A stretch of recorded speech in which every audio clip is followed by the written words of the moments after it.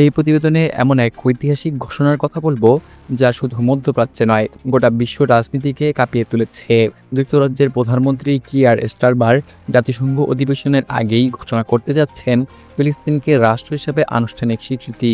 একদিকে ইসরায়েল এবং আমেরিকার প্রবল চাপ, অন্যদিকে গাজায় চলমান গণহত্যা এবং মানবিক বিপর্যয়। এই সাহসী পদক্ষেপ কি দুই রাষ্ট্র সমাধানের কথাই নতুন অধ্যায় খুলবে, নাকি আরও সংঘাত তৈরি করবে?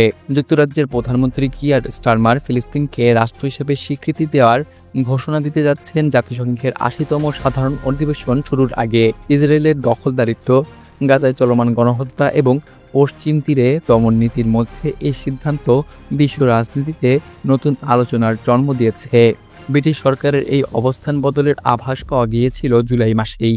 তারা জানিয়েছিল, যদি ইসরায়েল শান্তি প্রতিক্রিয়ায় অগ্রগতি না আনে, গাজায় সহিংসতা না থামে এবং মানবিক সাহায্যের প্রবাহে বাধা দেয়, তবে যুক্তরাজ্য ফিলিস্তিনকে স্বীকৃতি দেওয়ার পথেই এগোবে। সেই প্রতিশ্রুতির ধারাবাহিকতায় এসেছে স্টারমানের ঘোষণা। ইসরায়েলের হামলা এবং গাজায় অবরোধ পরিস্থিতিকে চরম পর্যায়ে নিয়ে গেছে। ফিলিস্তিন জনগণের খাদ্য সংকট, গৃহহীনতা এবং অবরুদ্ধ জীবনযাত্রা আন্তর্জাতিক চাপ বাড়িয়ে তুলেছে।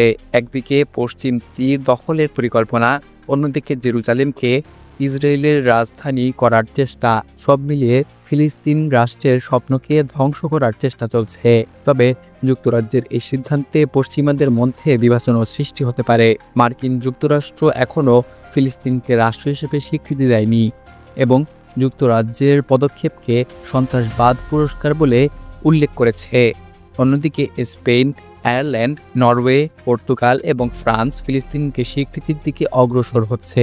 জাতিসংঘের ১৯৩টি সদস্য দেশের মধ্যে ইতোমধ্যেই ১৪৮টি দেশ ফিলিস্তিনকে স্বীকৃতি দিয়েছে।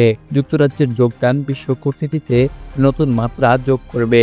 যদিও ফিলিস্তিন এখনও পুরোপুরি দখলমুক্ত নয়, এই প্রতীকী স্বীকৃতি ফিলিস্তিনিদের দীর্ঘ আন্দোলনকে আন্তর্জাতিক স্বীকৃতি এনে দেবে এবং দুই রাষ্ট্র সমাধানের সম্ভাবনাকে পুনর্জাগ্রত করতে পারবে।